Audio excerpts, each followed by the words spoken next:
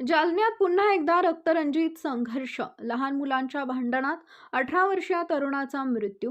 लहान मुलांच्या किरकोळ भांडणातून दोन गट आमने सामने आले आणि काही क्षणातच लोखंडी रॉड, तलवारी आणि जीवघेणा हल्ला.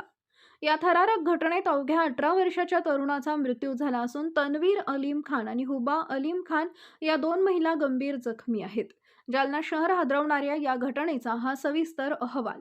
जालना शहरातील वाल्मिक नगर परिसरात रविवारी भीषण रक्तपात झाला. सुरुवात झाली ती लहान मुलांच्या किरकोळ भांडणातून, पण काही मिनिटातच वादाने हिंसक वळण घेतले. दोन्ही गट आमने सामने आले आणि त्यानंतर लोखंडी रॉड व तलवारीने एकमेकांवर जीवघेणे हल्ले करण्यात आले. या हल्ल्यात अहमद रियाज सय्यद वय वर्ष 18 या तरुणाचा दुर्दैवी मृत्यू झाला, तर तन्वीर अलीम खान आणि हुबा अलीम खान या दोन महिला गंभीर जखमी झाल्या असून त्यांच्यावर जिल्हा सामान्य रुग्णालयात उपचार सुरू आहेत. घटनेची माहिती मिळताच अप्पर पोलीस अधीक्षक विक्रम साळी, स्थानिक गुन्हे शाखेचे पोलीस निरीक्षक पंकज जाधव आणि सदर बाजार पोलीस ठाण्याचे पोलीस निरीक्षक संदीप भारती, पोलीस उपनिरीक्षक सचिन सानप, संतोष नागरगोजे तातडीनं घटनास्थळी दाखल झाले. परिस्थिती नियंत्रणात आणण्यासाठी मोठा पोलीस बंदोबस्त तैनात करण्यात आला असून प्राथमिक माहितीनुसार दोन संशयितांना पोलिसांनी ताब्यात घेतलंय. मृत अहमद सय्यद याचा मृतदेह शवविच्छेदनासाठी जिल्हा सामान्य रुग्णालयात पाठवण्यात आला असून पोलीस उर्वरित आरोपींच्या शोधार्थ रवाना झाले आहेत.